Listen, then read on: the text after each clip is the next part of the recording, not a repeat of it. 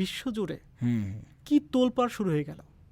এবং আমি শুধু মানে শিয়া আলেমদের কথা বলবো না, শিয়া বিশিষ্ট জনদের কথা বলবো না, সুন্নি বিশিষ্ট আলেমদের কথা বলি।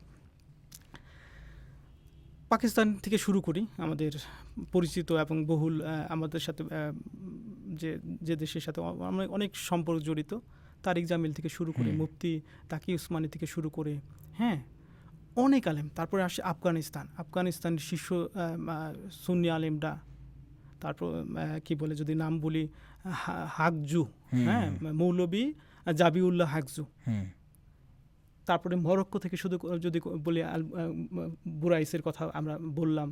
তারপর হচ্ছে কি বলে আলজেরিয়ার কথা বলি, আলজেরিয়ার শীর্ষ গ্র্যান্ড মুফতি, হ্যাঁ, এদিক থেকে শুধু করি আল আজহার কি বলে বিশ্ববিদ্যালয়, হ্যাঁ, তাদের যে ফতুয়া কাউন্সিল, মানে সর্বোচ্চ গ্র্যান্ড মুফতি।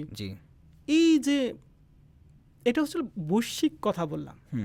এবং আমরা তো বাংলাদেশের কি তার বাইরে না, বাংলাদেশ অনেক বাংলাদেশের আলেমরাও এটার ঘৃণা জানিয়েছে যে এই যে হুমকি, এবং কি সরাসরি বলেছে যে যদি তার উপরে আক্রমণ হয় তাহলে মুসলিম উম্মাহ প্রতিক্রিয়া দেখাবে। সেই প্রতিক্রিয়া প্রশ্ন আসতে পারে যে কোথায় প্রতিক্রিয়া ঘটছে। যখন কি বলে রাহবারির আয়াতুল্লাহ খামেনির শাহাদাতের ঘটনা প্রকাশ পেল, পাকিস্তানে কি হয়েছে? বাংলাদেশের হাজার হাজার মানুষ ক্ষোভ প্রকাশ করেছে।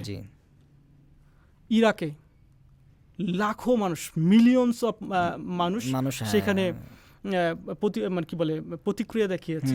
লেবানন, আপনি মুসলিম দেশগুলোতে এমন কোনো মুসলিম দেশ আপনি পাবেন না হয়তোবা প্রকাশ পেয়েছে অথবা পায়নি, প্রতিক্রিয়া দেখিয়েছে। তারপরে আমি যদি বলি যে ইরানের অভ্যন্তরীণ যে সুন্নি ভাইয়েরা আছেন, প্রায় 2 কোটি সুন্নি হয়তো ইরানে অবস্থান করছেন, কাছাকাছি বা বেশি এরকম, তাদের 1300 জন শীর্ষ আলেম একটা বিবৃতিতে মানে ইরানের কি বলে সর্বোচ্চ নেতার পক্ষে দাঁড়িয়েছেন।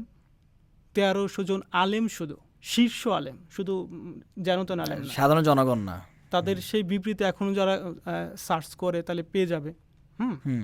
তো এই যে উম্মাহ, এই যে প্রতিক্রিয়া, হ্যাঁ, এইটাই হচ্ছে আমরা, আপনি যে প্রশ্ন করলেন যে প্রতিক্রিয়া কি বা এই কোনো পরিবর্তন ঘটেছে কিনা বা ঘটবে কিনা ভবিষ্যতে, শিয়া সুন্নির বিষয়টা চলে আসলো। হ্যাঁ, তাহলে এই যে যাদের প্রতিক্রিয়ার কথা